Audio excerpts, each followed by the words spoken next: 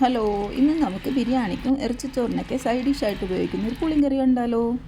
അടുപ്പിലേക്ക് ഒരു പാൻ വെച്ച് അതിലേക്ക് 2 ടേബിൾ സ്പൂൺ വെളിച്ചെണ്ണ ഒഴിച്ച ശേഷം 20 കശുവണ്ടി ചേർത്ത് ഒന്ന് വറുത്തെടുക്കണം. കശുവണ്ടി മാറ്റി വെച്ച ശേഷം അതിലേക്ക് കുറച്ച് കറിവേപ്പില, വലിയൊരു സവാള, 1.5 സ്പൂൺ ഇഞ്ചി വെളുത്തുള്ളി പേസ്റ്റ്, ഒരു തക്കാളി എന്നിവ ചേർത്ത് നന്നായിട്ട് വഴറ്റിയ ശേഷം അതിലേക്ക് 3/4 സ്പൂൺ മല്ലിപ്പൊടി, 1 സ്പൂൺ മുളക് പൊടി, 1/2 സ്പൂൺ മഞ്ഞൾപ്പൊടിയും കൂടി ചേർത്ത് പച്ചമണം മാറുന്നവരെ ഒന്ന് നന്നായിട്ട് വഴറ്റിയെടുക്കണം.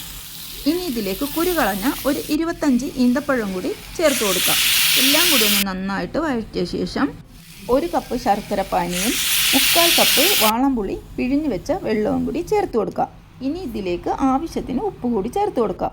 ഇനി ഇതിൽ ചേർത്തിട്ടുള്ള ഈന്തപ്പഴമൊക്കെ നന്നായിട്ട് വെന്ത് വറ്റി കുറുകി വരുമ്പോൾ നമുക്ക് തീ ഓഫ് ചെയ്യാം. എന്നിട്ട് അതിന് മുകളിലേക്ക് വറുത്ത് വെച്ചിട്ടുള്ള കശുവണ്ടി കൂടി ചേർത്ത് കൊടുക്കാം. ഇപ്പം നമ്മുടെ പുളിങ്കറി റെഡി ആയിട്ടുണ്ട്. വീഡിയോ ഇഷ്ടമായാൽ സബ്സ്ക്രൈബ് ചെയ്ത് സപ്പോർട്ട് ചെയ്യണേ.